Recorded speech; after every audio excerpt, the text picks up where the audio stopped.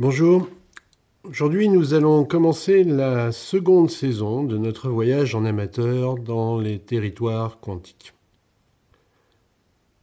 Dans la première saison, nous avons découvert quelques exemples de phénomènes typiquement quantiques, ce qui nous a permis de commencer à nous familiariser un peu avec tout ça. Et nous avons écrit aussi quelques équations quantiques très simples qui nous ont donné une idée très générale de la manière dont tout ça fonctionne. Ce premier bagage va nous permettre de nous lancer dans notre deuxième étape. Elle sera un peu plus rigoureuse, un peu plus mathématique aussi. Elle nous occupera toute la saison 2 et elle nous amènera à comprendre ce qu'on appelle généralement les postulats de la mécanique quantique. Alors, la plupart des cours universitaires que vous pourrez trouver commencent par ces postulats. Et comme ces postulats sont assez abstraits, il n'est pas très étonnant que les amateurs s'enfuient en courant dès qu'ils les aperçoivent. Arrêtons-nous un instant sur cette fausse impression de choses inaccessibles au commun des mortels, fausse impression dont certains aiment jouer pour épater la galerie et se croire parfois au-dessus du commun des mortels. En fait, tout ceci vient de la logique de formation des étudiants qui se destinent à des métiers d'ingénieur ou de chercheur. Avant d'aborder la mécanique quantique, en général en troisième année, ces étudiants ont commencé par maîtriser de nombreux concepts de physique mathématique classique. Et du coup, quand on leur sort dans leur premier cours de mécanique quantique une phrase du genre « L'état d'un système est entièrement défini à chaque instant t par un vecteur psi de t d'un espace de Hilbert », ou encore quand on leur sort un énoncé écrit en langage symbolique mathématique comme celui-ci, eh bien, ils comprennent immédiatement de quoi il s'agit, les étudiants de troisième année, puisque, en fait, c'est assez peu différent des choses qu'ils ont déjà étudiées longuement pendant 3 années. En revanche, pour un amateur comme nous, commencer par ce genre de phrase suffit en général à le dissuader d'aller plus loin.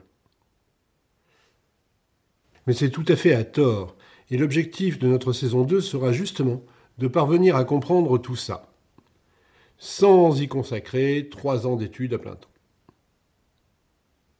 Et rassurez-vous, oui, bien sûr qu'on y parviendra. Et ceci pour 3 raisons simples. Premièrement, nous prendrons tout notre temps, et donc beaucoup plus que les quelques secondes qu'on accorde aux étudiants de troisième année pour digérer cette information, puisqu'on va y consacrer plusieurs épisodes. Et uniquement sur des exemples simples, en laissant les innombrables cas compliqués pour les spécialistes. Et surtout, sans faire les calculs et les démonstrations nous-mêmes. On se contentera de regarder les professionnels travailler.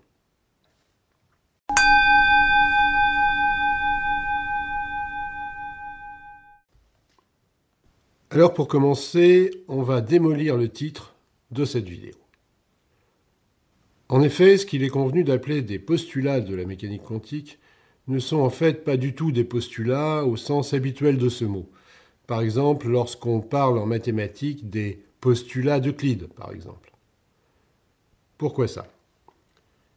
Eh bien parce que cette expression postulat de la mécanique quantique, elle date d'une époque où la mécanique quantique se cherchait encore. On cherchait à comprendre ce qu'étaient les idées fondamentales.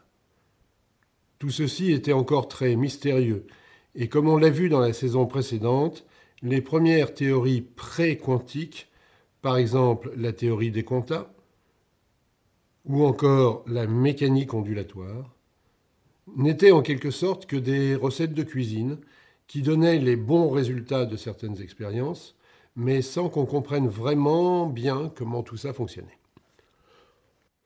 Pour plus de précisions sur ces aspects historiques, je vous invite à lire le premier chapitre de cet article de Frank Laloé. J'espère que je prononce bien son nom, sinon dites-le moi dans les commentaires. Vous trouverez le lien dans la description de la vidéo. La suite de son article est plus technique. Nous aurons l'occasion d'en reparler, mais beaucoup plus tard. En revanche, le premier chapitre vous apprendra beaucoup de choses dès maintenant et je vous le recommande. De nos jours, le nombre des recettes de cuisine a diminué, mais il s'agit encore en quelque sorte de recettes de cuisine. On dit aux étudiants « calculez de cette manière-là et vous obtiendrez les bons résultats ». Mais comme nous venons de le voir, les différentes règles que les professeurs leur donnent ne sont pas toujours formulées exactement de la même manière. Et surtout, elles ne sont pas indépendantes les unes des autres, comme devraient l'être normalement de vrais postulats. Vous trouverez plus d'explications à ce sujet dans cet article de Wikipédia, auquel j'ai eu l'honneur de contribuer un petit peu. Mais il en va de Wikipédia comme de mes vidéos. Ne croyez surtout jamais sur parole ce que je dis ou ce qui est écrit dans Wikipédia. Prenez toujours le temps de le vérifier dans les sources. Mais alors, vous vous demandez peut-être si ces postulats de la mécanique quantique ne sont pas de vrais postulats. Alors pourquoi ne pas écrire les vrais postulats, bien indépendants les uns des autres? Certains physiciens ont travaillé dans ce sens. Malheureusement, leurs résultats ne font pas toujours l'unanimité.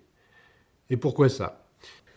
Eh bien, parce que pour isoler des vrais postulats, bien indépendants les uns des autres, on se retrouve obligé de faire des choix plus ou moins arbitraires, et surtout on se retrouve avec des concepts encore plus abstraits que ceux des postulats approximatifs, qui le sont déjà pourtant pas mal abstraits.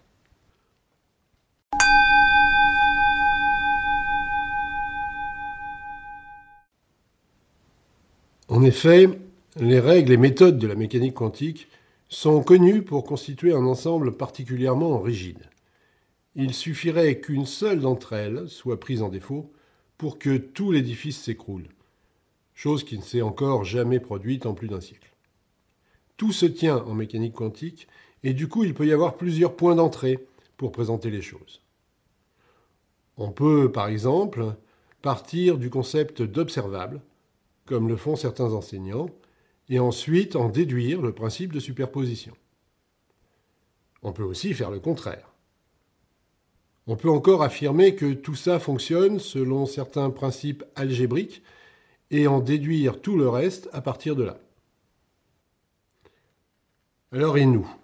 Comment est-ce qu'on va faire pour se sortir de ce labyrinthe?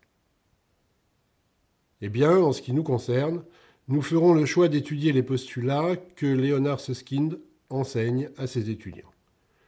Ce sont ceux qui sont présentés dans l'introduction de l'article de Wikipédia, et vous verrez en consultant ces sources que les autres listes, qui sont données par d'autres enseignants, en diffèrent en général très peu. Car bien sûr, tout le monde enseigne au final la même chose. C'est seulement la présentation qui varie un peu, et surtout l'ordre dans lequel on présente les choses. Et donc, pour ce qui nous concerne, nous commencerons, comme le font Leonard Susskind, Étienne Klein, ou encore Étienne Parizeau, par ce qu'on appelle le principe de superposition. Pourquoi ce choix? Eh bien tout simplement parce que c'est le cheminement qui m'a permis à moi de commencer à y voir un peu plus clair. Je trouve que tout est beaucoup plus facile quand on commence par là. Et si même moi, j'ai fini par comprendre en commençant par là, alors croyez-moi, n'importe qui d'autre peut en faire autant.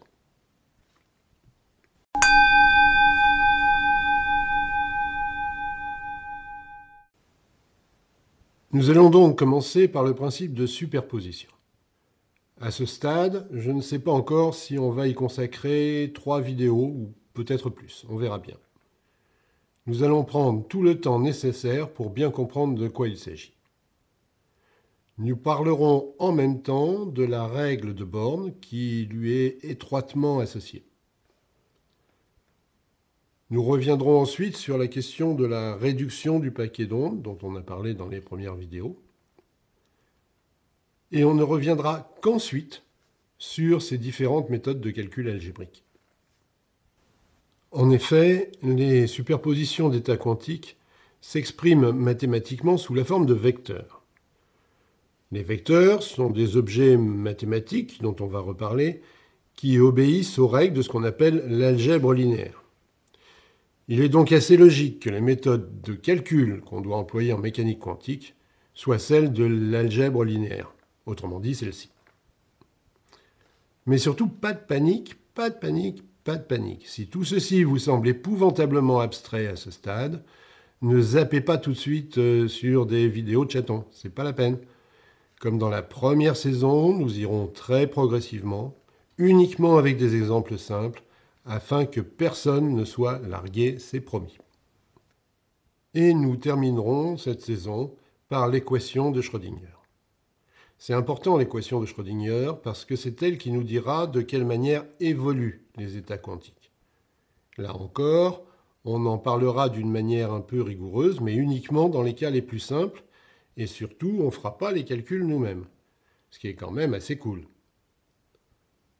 On se contentera de regarder les mathématiciens faire les calculs, et quand ils auront fini, on essaiera de comprendre à quoi correspondent leurs résultats. Alors, à bientôt!